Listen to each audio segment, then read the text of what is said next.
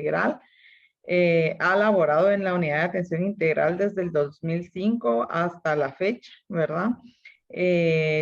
Ha sido consejera y tiene experiencia en consejería respecto a VIH desde el 2006 hasta el 2014. Tiene diversas participaciones en congresos con temas específicos de abordaje de la problemática social de VIH y participación en diplomados técnicos y multidisciplinarios de la unidad de atención a partir del 2008, ¿verdad? Además de eso, pues ha sido pionera y participante activa de la descentralización de la unidad de atención integral, especialmente en el área de Cobán, y también eh, ha llevado a cabo asesoría de la primera evaluación de la adherencia al tratamiento antirretroviral y condiciones institucionales que puedan influir en el proceso, ¿verdad? De la cascada de atención continua del 2014 en Guatemala. Entonces, el día de hoy ella pues nos va a hablar de todos los factores sociales, ¿verdad? Que involucran el manejo del paciente VIH. No sé, licenciada Aura, si estará por ahí, si nos escucha bien. Sí, ya estoy. Ahorita comparto pantalla. Muchísimas gracias, licenciada. Bienvenida, este es su tiempo. Muy bien, ahorita entramos.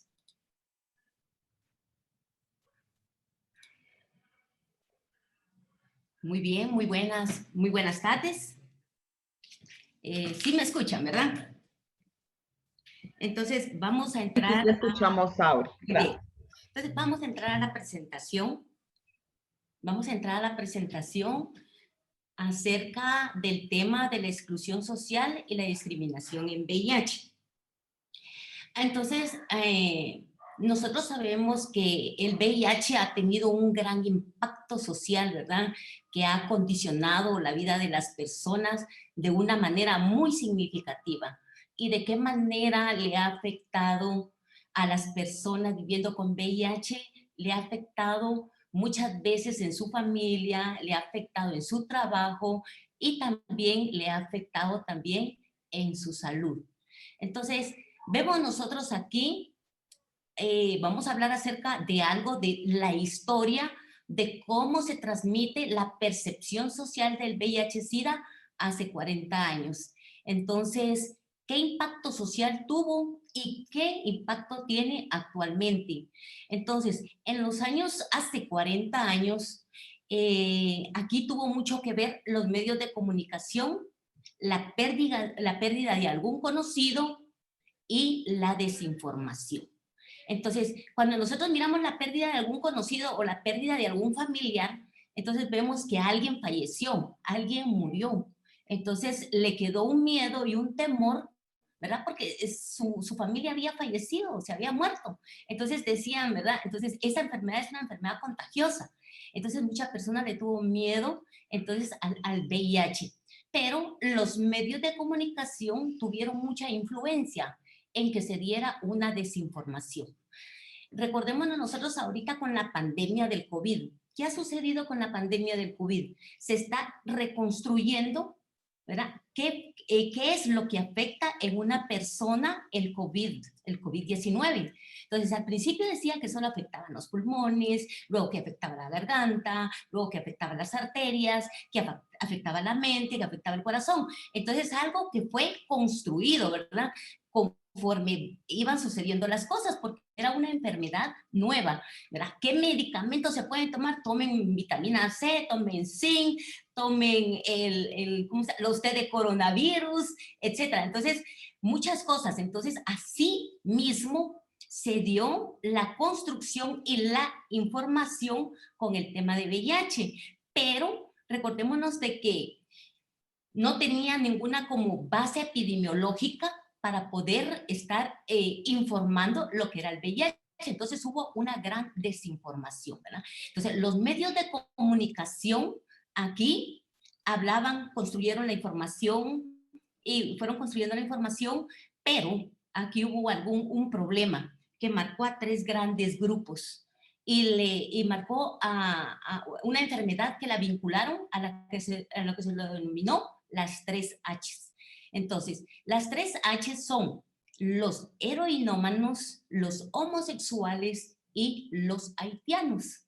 Entonces, muchas veces nos da risa cuando hablamos de los haitianos, pero ¿por qué incluyeron a los haitianos aquí? Por dos cosas. Recordémonos que en Estados Unidos sucedieron los primeros casos de VIH. Entonces, recordémonos que Estados Unidos es un país que discrimina y sobre todo discrimina desde el punto de vista racial. Entonces, vimos aquí que involucraron a los haitianos, ¿por qué? Primero, por ser negros y segundo, por ser pobres. Entonces, aquí vimos, desde aquí, nosotros empezamos a ver el estigma y la discriminación que hubo, pero todo eso fue construido. Imagínense que los haitianos desde qué punta no tienen ninguna base epidemiológica para decir, o científica para decir de que los haitianos, ¿verdad?, eran alguien que podían, solamente ellos podían contraer el VIH. Entonces, también los homosexuales y también los heroinómanos, ¿verdad? Los heroinómanos, pues, al compartir las jeringas, al compartir las agujas, pues pueden ir infectadas y se pueden contaminar. Pero no solamente esos tres grupos, ¿verdad?, los podemos involucrar en las formas de que se transmitió la infección de VIH. Entonces, miremos acá. Aquí miramos a unos personajes importantes. Miramos a Rob Hudson. Rob Hudson fue la primera persona que falleció en los Estados Unidos por VIH. Entonces, él era una persona homosexual. Entonces, aquí reafirmaba que solo las personas que eran homosexuales podían adquirir lo que era el VIH. Pero luego vemos nosotros aquí a Magic Johnson, el astro de la NBA. Entonces miramos acá, él era una persona heterosexual, él andaba con unas mujeres hermosas, preciosas y todo, pero entonces la gente empezó a decir, pero si solo las personas homosexuales pueden adquirir el VIH, porque esa fue la información que se le fue dada y que fue transmitida al principio de los años 80. Entonces aquí empieza el cuestionamiento, ¿por qué Magic Johnson es una persona heterosexual y por qué está infectada? Entonces empezó, ¿verdad?, a cuestionarse toda la sociedad por qué él estaba infectado. Pero mientras tanto nosotros vemos la muerte de Freddie Mercury. Freddie Mercury, un día antes de morir, él dice que tenía VIH. Entonces falleció, y cuando falleció, pues la prensa de allá de Inglaterra, de Londres, empieza a tomar ese caso de la muerte de Freddie Mercury y a sensibilizar acerca del tema de VIH. Pero regresando a lo de este deportista, ¿verdad?, del astro de la NBA, entonces empiezan todas las personas a hacer llamadas y llamadas y a preguntar, ¿verdad? Pero si él es una persona heterosexual. Entonces no decían que solo las personas homosexuales podían infectarse. Entonces nosotros aquí vemos el estigma y la discriminación que se dio al principio de los años 80, ¿verdad? Fue una desinformación que se dio y también el temor y el miedo, pero eso quedó en muchas personas, ¿verdad? Entonces miremos acá luego. También miramos aquí a Arthur Ashe, ¿verdad? Miramos que era un deportista, pero él era una persona hemofílica. Entonces, esta persona, como era hemofílica, tenía transfusiones de sangre constantemente. Entonces se infectó a través de sangre. Bueno, y luego, pues entonces también, como estamos hablando de cómo se dio la historia, cómo se dio la información en los años 80, aquí también se involucra la iglesia. Vemos que aquí se involucra la iglesia católica, la evangélica, el islam, y lo que habla esta iglesia es acerca de la castidad. Es mejor no tener sexo para que nadie se infecte. Pero entonces, pasando el tiempo, se dieron a conocer las diferentes formas de transmisión. Entonces aquí vemos que ya fue a través de sangre, a través de relaciones sexuales y a través de una madre hacia un niño. Entonces ya se ve las diferentes formas de cómo pueden adquirir las personas el VIH. Entonces miramos aquí que todas las personas pueden ser hombres, mujeres, adultos y también niños, o sea, los que están en riesgo de infectarse. Entonces, cuando ya se da a conocer las diferentes formas de transmisión, se empieza a hablar, ¿verdad?, de un diagnóstico y de un tratamiento, ¿verdad? Recordémonos que en los años 80, como era una infección nueva, la mayoría de las personas se morían. ¿Por qué? Porque no había no habían medicamentos. Empezaron con la sidobudina, pero recordémonos de que una persona, ¿verdad?, debe de tener la triple terapia para que sea efectiva, pero ahí había una monoterapia. Entonces no paraba el proceso del virus, no lo paraba en ningún momento.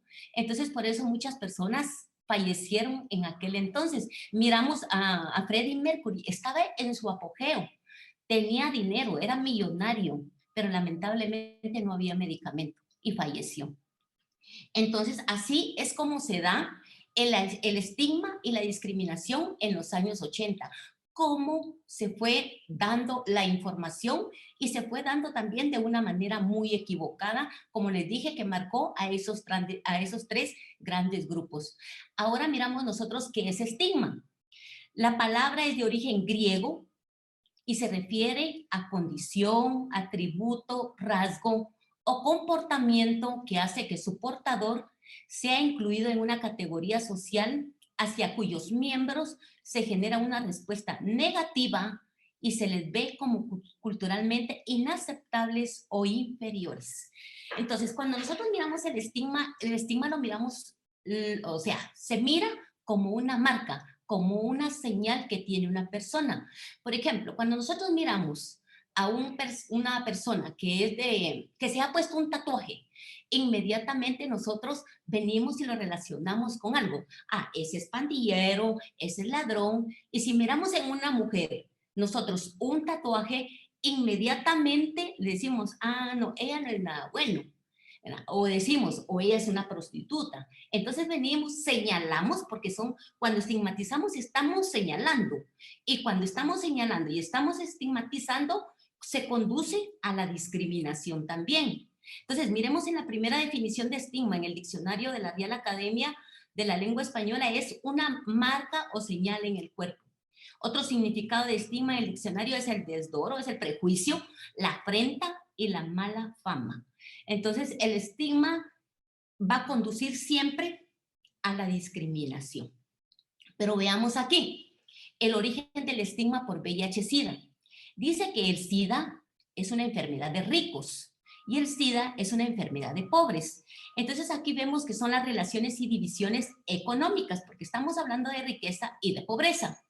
Y aquí, cuando estamos hablando de que es una enfermedad de mujeres y de varones, estamos hablando de relaciones y divisiones de sexo. Sabemos que el sexo es hombre y mujer. Entonces, pueden decir, solo es una enfermedad de mujeres o pueden decir, solo es una enfermedad de varones.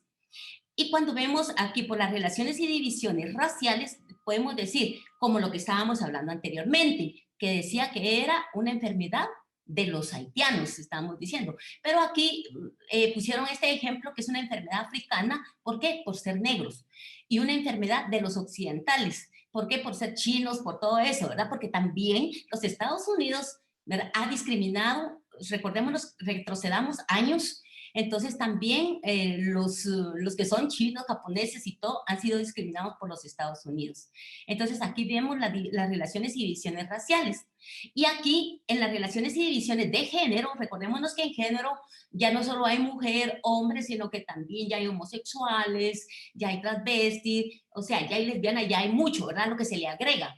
Entonces aquí dice es una plaga de gays o de homosexuales y el SIDA es causado por prostitutas. Entonces miramos nosotros aquí el origen del estigma por VIH, pero como nosotros ya cambiamos nuestro concepto y ya nos dieron a conocer que toda persona, ¿verdad?, está en riesgo. No solamente hombre y mujer, no solamente por raza, no solo siendo ricos y pobres y no solo siendo gays. Entonces miremos aquí lo que es la discriminación. El significado original de discriminar era observar las diferencias. Dice, con el transcurso del tiempo, la palabra ha adquirido el significado de tomar, ¿qué?, actitudes que perjudiquen a personas que pertenecen a un grupo determinado, en particular a un grupo estigmatizado. Hablamos, ¿verdad?, de que, por ejemplo, esa persona ya está señalada, ya está estigmatizada, ya está marcada y por ende se va a dar la discriminación. Bueno, no me parece, no me cae bien, yo le miro que tiene muchos defectos esto, entonces yo vengo, ya la señalé y ahora la discrimino. Yo no me junto con ellas. Entonces va a ser un trato diferenciado y desigual hacia una persona o un grupo en diversos ámbitos de la vida social. en función de una o varias categorías, sean estas reales atribuidas o imaginarias. O sea, pueden ser imaginarias también, tales como la cultura, el género, la edad o la clase social. Entonces, la discriminación es un acto que limita o perjudica el acceso a derechos de las personas afectadas. Entonces, la discriminación va a conducir ¿a qué? A la violación de los derechos de las personas viviendo con VIH. No solo con VIH, sino que de una manera muy general.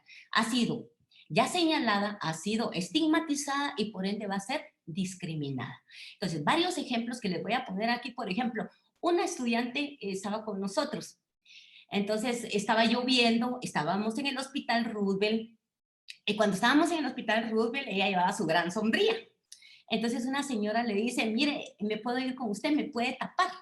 Con mucho gusto. ¿Y a dónde va usted? Voy a la clínica de infecciosas. Ay, disculpe, pero mejor, mire, no me voy a ir con usted, me voy a quedar por aquí. Entonces nosotros vemos, solo mencionar el VIH, ¿verdad? Nos discrimina, aunque no tengamos VIH. Una señora me decía a mí, yo tengo años de trabajar en VIH, pero fíjese que desde que estoy trabajando con VIH, ya no tengo ningún enamorado, ya nadie se quiere acercar a mí. ¿Pero por qué? Porque está trabajando con VIH. Entonces miramos el estigma y la discriminación generalizada, aunque no haya VIH. Entonces, también muchas veces nos dicen a nosotros, mire, ¿y a usted no le da miedo estar ahí? ¿No le da miedo trabajar con personas con VIH? No. Lo que pasa es de que sabemos que hay una gran ignorancia. Lamentablemente se dio una información en los años 80 y en las personas quedó eso en su memoria. Entonces es muy difícil sacar algo que quedó en la memoria y por ende en el corazón, ¿verdad? Pero lamentablemente se habla de dar tratamiento, se habla de atender a las personas, pero lo importante de esto también es la prevención, porque la prevención a nosotros nos sale mucho más barata que estar ya atendiendo a personas infectadas.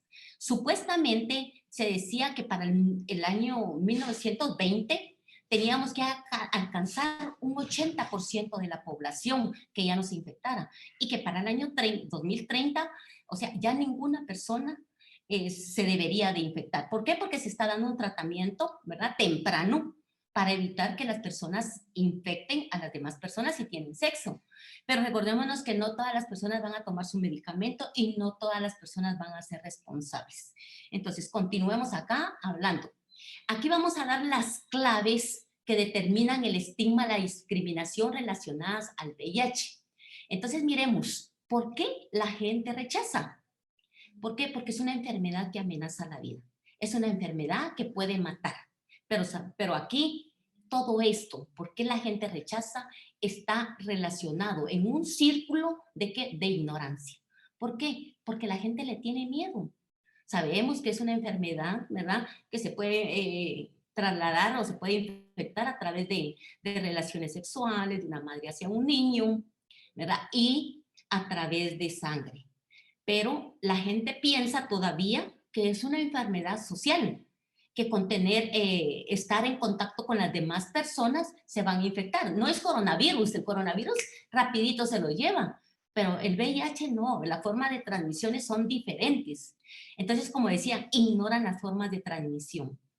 Después les voy a presentar algo de una investigación que se hizo en la Universidad de San Carlos para saber el conocimiento del tema de VIH. Entonces dice, se piensa que son responsables de haberla contraído. Falta de moral que merece justicia. Aquí lo que falta de moral vemos desde el punto de vista de las creencias religiosas. Y se piensa que son responsables. ¿Por qué se estigmatiza y por qué se discrimina tanto a las personas de VIH? Porque la mayoría de las personas piensan que solo por las formas de adquirir el VIH es a través de relaciones sexuales. Por eso dice falta de moral y que merece castigo, pero ignora las demás formas de transmisión. Entonces, miremos aquí, la epidemia del SIDA, considerada como una de las más devastadoras de la humanidad, continúa avanzando y muchas personas alrededor del mundo no se atreven a hacer pública su condición de personas que viven con VIH-Sida. Entonces, nadie quiere decir que tiene VIH. ¿Por qué? porque hay mucha estigma y discriminación, porque tienen miedo a muchas circunstancias que se pueden enfrentar. Alguien me decía a mí de una universidad, me decía, ¿y usted por qué no le dice a la gente que diga que tienen VIH? ¿Por qué? Porque la enfermedad es muy estigmatizada. Recordémonos que si una persona, yo le digo a esa persona, está trabajando en un mercado y le dice a su compañera que está trabajando, dígale, le comenta que tiene VIH, inmediatamente la otra señora, ¿verdad? Para tener su negocio, solamente ella va a empezar a divulgar el diagnóstico de VIH. Entonces la otra persona ya nadie le va a comprar. Nadie le va a comprar para nada, entonces le va a afectar la vida personal. Y así, en muchas circunstancias, en el trabajo, con la familia y en muchos lugares, ¿verdad? Van a ser estigmatizadas. Entonces, no podemos decir nosotros, mire, dígale a todo el mundo que usted tiene VIH. ¿Por qué? Porque sabemos de que van a haber muchas consecuencias. Entonces, acá dice, ¿por qué no me atrevo a decir mi diagnóstico? Porque tengo miedo a qué, a perder el trabajo, a perder a la familia, rechazo de la sociedad, perder la vida y perder la afectividad personal. Entonces, en el trabajo, si uno le comenta a su jefe que tiene VIH, entonces puede ser un arma de dos filos. Aquí en todo puede ser un arma de dos filos. Aquí mi jefe me puede apoyar o me puede justificar y me puede justificar cualquier cosa que yo hice mal y me puede despedir. Entonces, por eso la gente no quiere decir que tiene VIH en el trabajo. Y sobre todo, si esa persona es un caballero o una mujer y que la familia depende de ellos, entonces no quieren decir nada. Y por eso también hay muchas veces que las personas no llegan a su consulta médica. ¿Por qué? Porque no quieren informar. Pero como también hay estrategias de decirle, mire, deme a cuenta de vacaciones ese día, o mire, fíjese que voy a hacer un mandado, o tengo un problema. Entonces hay que también tener argumentos nosotros si no queremos decir el diagnóstico. También perder a la familia, ¿verdad? Es un arma de dos filos. Me puede apoyar o me puede discriminar. Entonces, aquí tenemos el caso muy importante de la familia. La familia sabemos que es la base primordial de toda sociedad.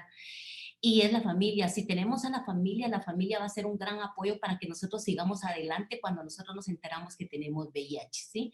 Pero también, ¿verdad? Puede ser una destrucción.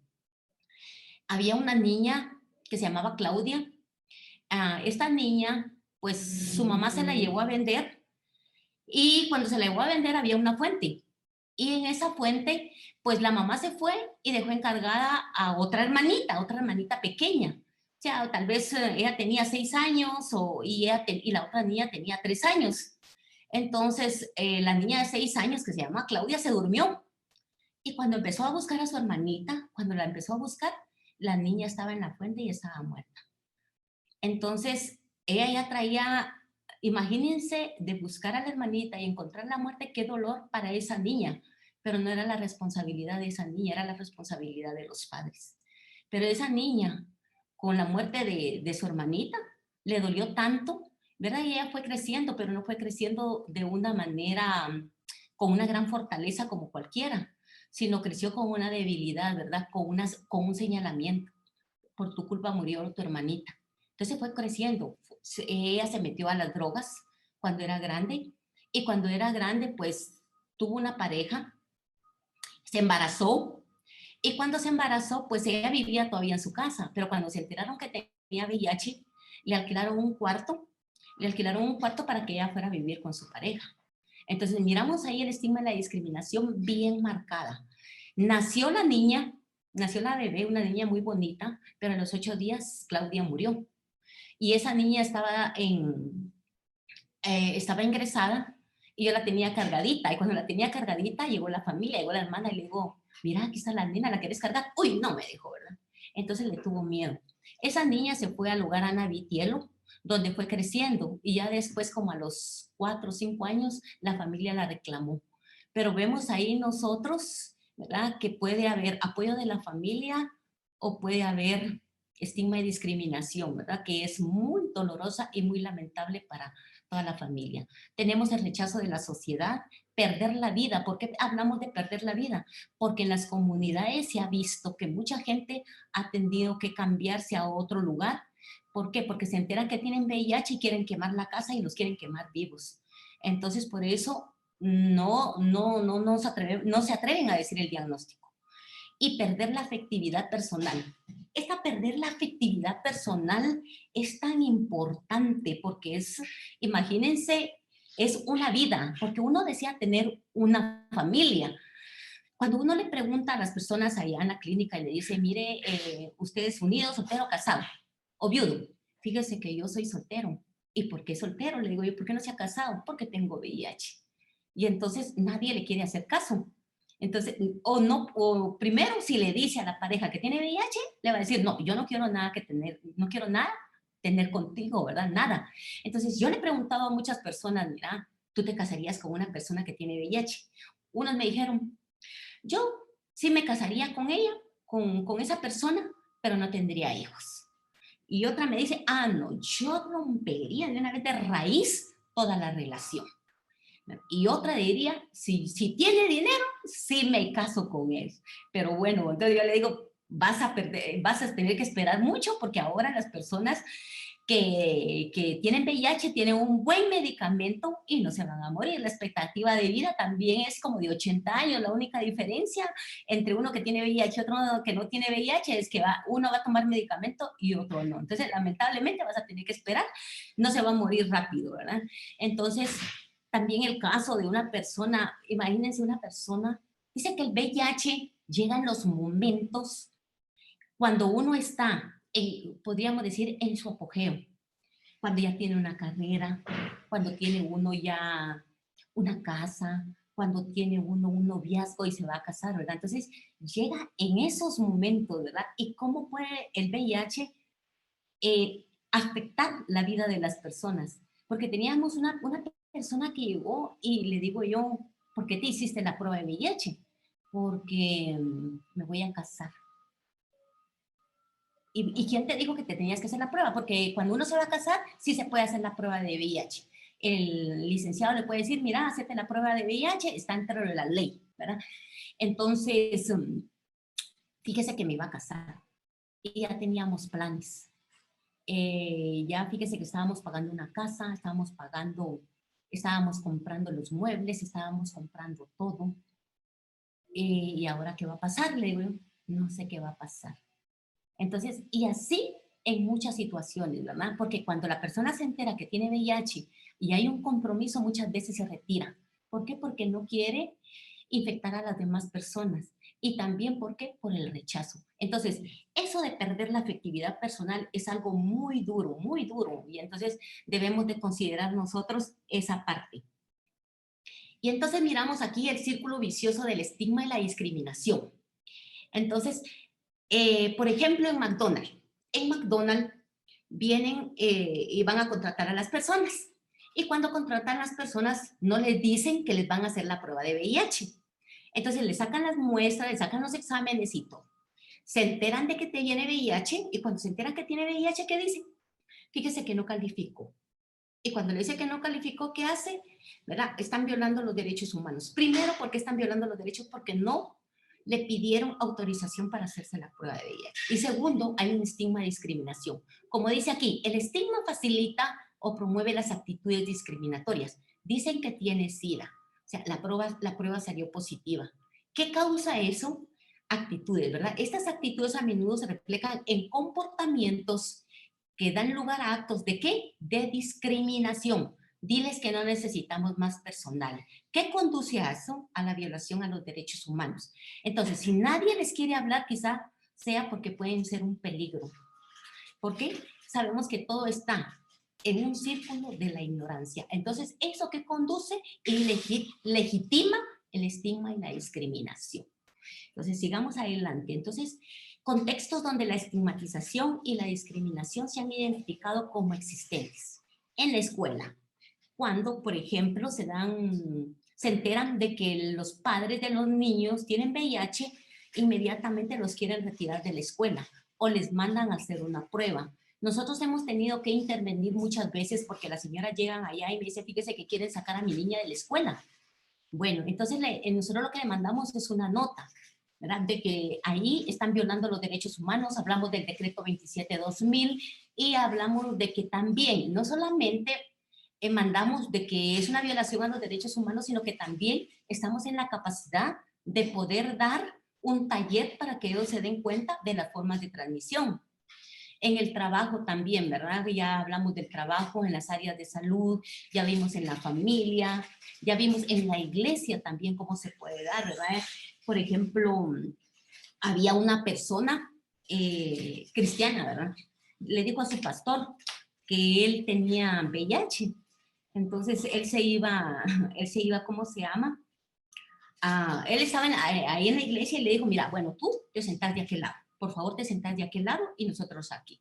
Entonces, lo primero que hicieron fue aislarlo, ¿verdad? Entonces, eso no se puede dar en ningún lugar. Y otra forma de discriminación que se puede ver de esa manera es que en algunas iglesias, no todas las iglesias, ¿verdad? Pero, por ejemplo, en algunas iglesias cristianas se han dicho, mire, ¿para qué va a tomar medicamento?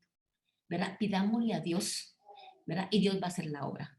Claro que Dios puede hacer milagros, puede hacer todo, ¿verdad? Y sobre todo si es una persona correcta y todo. Yo no lo dudo del poder de Dios, pero también se dice de que Dios ha dejado el medicamento. Pero muchas personas dicen, bueno, fíjese que el pastor me ha dicho de que ya no tome medicamento. ¿Y qué hemos encontrado? ¿Verdad? El caso de una familia, primero la niña, después el papá, ¿verdad? Y la mamá muy enferma. Entonces hemos rescatado todavía algún miembro de la familia. Entonces lo vemos ahí como un estigma de discriminación. Y en las comunidades, como lo que decíamos, ¿verdad? Que las pueden quemar. Entonces miremos el decreto, la ley. Entremos al decreto 27/2000 y al reglamento de salud y seguridad ocupacional. Lo que vamos a ver aquí es en el capítulo número 6, porque eso es lo que más nos interesa, que dice de la promoción, y aquí me faltó, protección y defensa de los derechos humanos ante el SIDA. Entonces, lo que a nosotros nos interesa es estos artículos. El artículo 34 que nos habla de la prohibición de las pruebas. O sea, nadie nos puede decir que nosotros nos hagamos las pruebas de VIH. O sea, nosotros debemos de dar nuestra autorización para que nos hagan las pruebas de VIH, así como lo hacen en McDonald's, ¿verdad? Eso es penalizado por la ley. Entonces, sabemos de que nosotros debemos de poner y de dar a conocer la ley. ¿Para qué? Para que no se violen los derechos de las personas viviendo con VIH. Entonces, el artículo 37 de la discriminación, nadie puede discriminar. Sabemos que la discriminación tiene una penalización, creo yo, que dentro de 3 meses a 3 años. Entonces, el artículo 38 nos habla de la confidencialidad. Entonces, nadie puede decir el diagnóstico de la persona que tiene VIH. Como yo les digo, aquí se maneja la confidencialidad, le digo a los pacientes. Si un tío, si un familiar me viene a decir, ¿qué tiene usted? Yo le digo, pregúntele al paciente. Yo no le puedo dar ninguna información. Lo único que le puedo decir yo aquí, que aquí atendemos VIH, hepatitis B, sífilis, osteomielitis, tuberculosis y otro tipo de enfermedades. Entonces, yo no sé qué pueda tener él, pregúntele.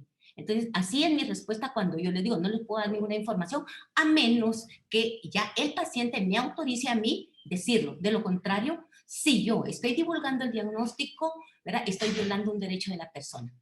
De la comunicación a la pareja, eso es lo más importante. Entonces, a la primera persona que se le tiene que decir el diagnóstico es a la pareja. Porque yo les hablo, así como ustedes están aquí, ¿verdad? Ustedes están velando por tener un medicamento, usted tiene el derecho de tener un medicamento, de una atención médica, ¿verdad? De una atención multidisciplinaria, así mismo tiene el derecho a su pareja. Háganle la prueba. ¿Sabe por qué hay que hacerle la prueba? Porque tenemos que saber cómo está su pareja. Si su pareja está infectada, tenemos que hacerle la prueba a los niños. Entonces, eso es muy importante, le dije yo. Y entre más rápido, mucho mejor, porque muchas veces van a pasar los días y no se va a atrever a decir el diagnóstico. También nosotros como profesionales le decimos que le podemos apoyar en divulgar el diagnóstico. Entonces, pero esa sí es una obligación de comunicárselo a la pareja. Eso todavía está en ley y no ha cambiado. El derecho al trabajo, ya lo hablamos, de las condiciones al trabajo también. O sea, nadie le puede hacer una prueba, ¿verdad?, sin el consentimiento de la persona. En ningún momento le pueden hacer la prueba si no ha dado su consentimiento. Y nadie puede despedir a alguien porque tenga VIH. Nadie, ¿verdad? Entonces, por eso está el artículo 43 de las condiciones al trabajo. Y si en algún momento esas personas son, son retiradas de su trabajo o son despedidas, pueden ir a poner su denuncia al Ministerio de Trabajo, ¿verdad? Pueden ir a ponerlo a los derechos humanos y al Ministerio Público. Primero al Ministerio Público porque es penal, a los derechos humanos y al Ministerio de Trabajo, ¿verdad? ¿Por qué? Porque eso no se puede quedar así. Nadie puede despedir a nadie. Una mi amiga me decía a mí que le preguntó a un su compañero que tiene una empresa, ¿usted aceptaría aquí a personas que vivan con VIH? En ningún momento las aceptaría, le dijo. En ningún momento. Yo vería la forma de cómo lo saco. Entonces, vemos todavía que está ese estigma y la discriminación en esas personas, ¿verdad? ¿Pero por qué? Por la ignorancia. ¿Derecho a la salud sexual y reproductiva? ¿A tener bebés? Claro que sí, tienen derecho a tener bebés, ¿verdad? Siempre y cuando tomando su medicamento durante el embarazo, haciendo una cesárea y no lactancia materna. Entonces, si se cumple, ¿verdad?, con esas 3 medidas de prevención, el bebé va a nacer libre de la infección. También tenemos el Reglamento de Salud y Seguridad Ocupacional del Ministerio de Trabajo. Entonces, este reglamento es muy importante, ¿verdad? ¿Por qué? Porque este vela por las condiciones de salud en el trabajo. Entonces, en este reglamento también nos habla de que el jefe le tiene que dar permiso a sus empleados de una asistencia médica. Si tiene que ir a una clínica, él tiene el derecho de poderle proporcionar el permiso para poder ir a laborar. Entonces, este reglamento de salud y seguridad ocupacional es muy importante y ustedes lo pueden leer, meterse y donde dice el tema de VIH y pueden ver ahí acerca lo que respecta al tema de VIH.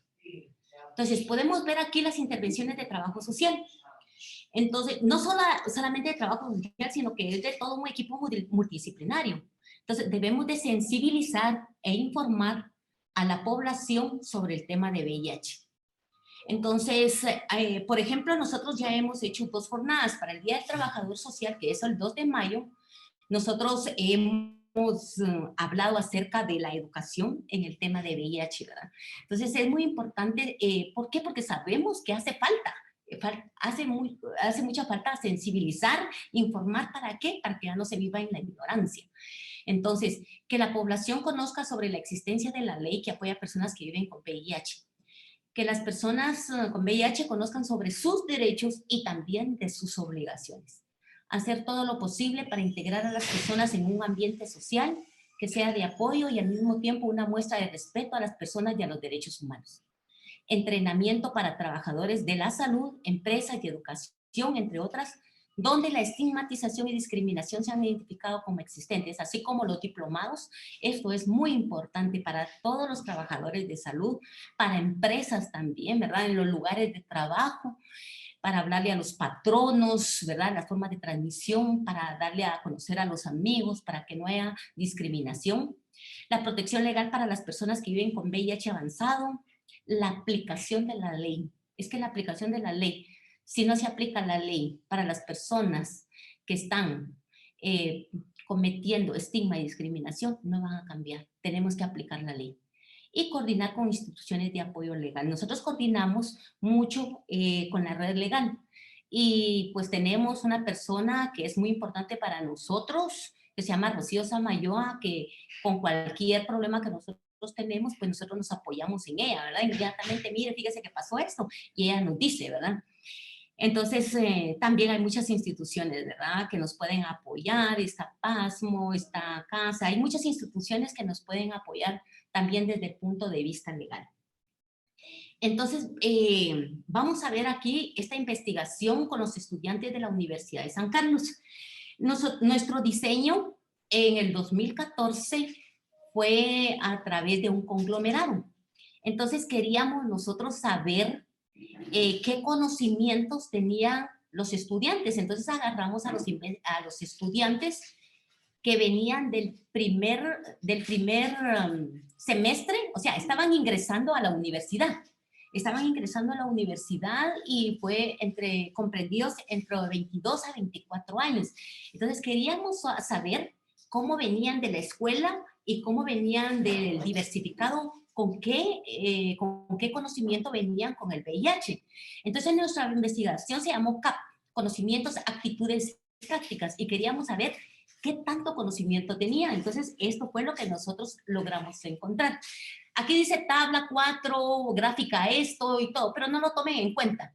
Pero aquí decía nivel de conocimiento de VIH en los estudiantes. Miremos cuánto de conocimiento tenían y miramos acá que estaban muy deficientes porque tuvieron menos de 60, tenemos 179 personas. O sea, hay un desconocimiento muy grande. Suficiente, tenemos entre 60 y 75 puntos, que son 57.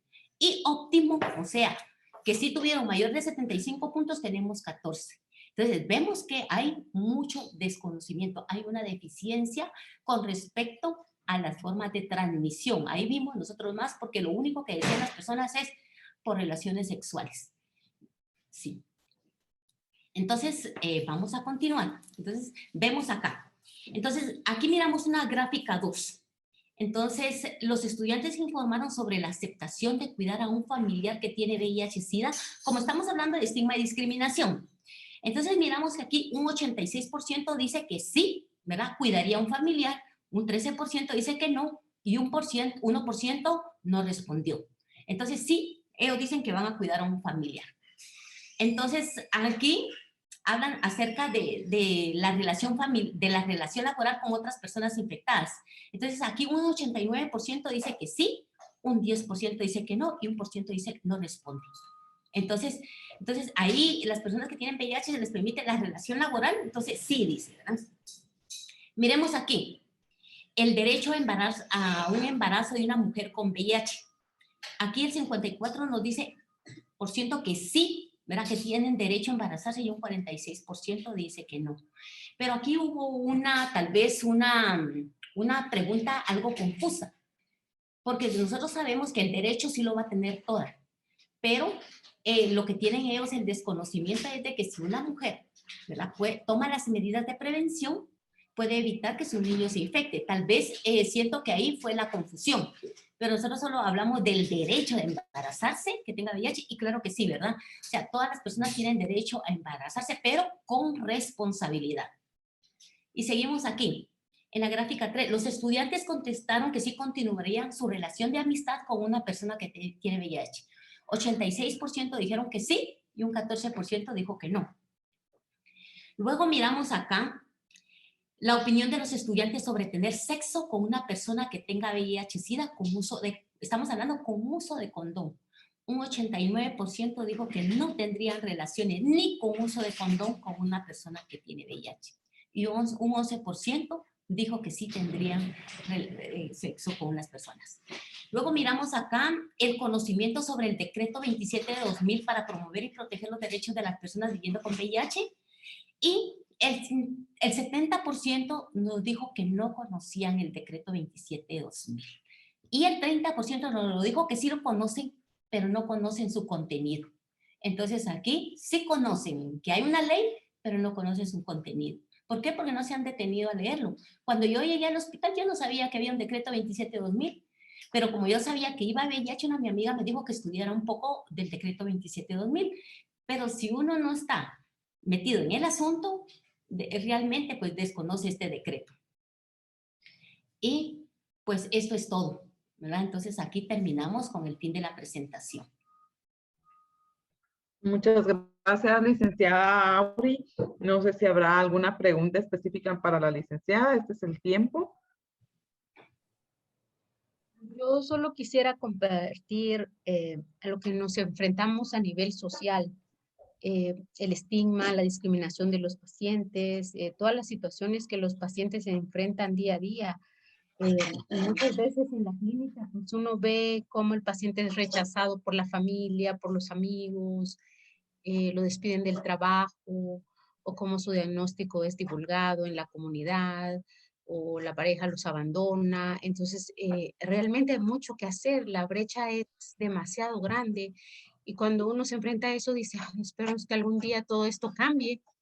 Y, por ejemplo, en el área de Alta Verapaz, que las personas viven en las comunidades lejanas, niños con diagnóstico de VIH, a veces le sugiero a la mamá, mire, si el bebé se enferma y tiene que llevarlo al hospital más cercano y el bebé, dígale al médico que lo va a atender en la emergencia que el niño es VIH positivo, porque a veces es cuestión de vida o muerte y los minutos cuentan, o puede ser que por las condiciones de ser un hospital más pequeño, pues el médico no sepa ni o no tenga lo necesario para apoyar a una madre con un bebé VIH positivo, pero muchas veces las personas, por temor a la discriminación, no le informan ni siquiera a un profesional de la salud en una circunstancia de emergencia su diagnóstico. Y esto pues sí es negativo.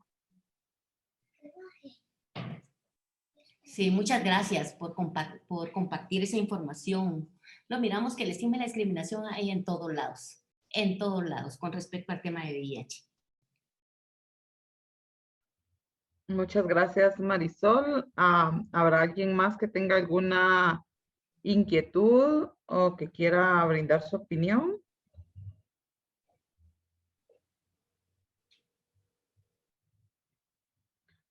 Bueno, si no es así, ¿verdad? Siempre les recuerdo que en el chat podemos colocar nuestras dudas e inquietudes.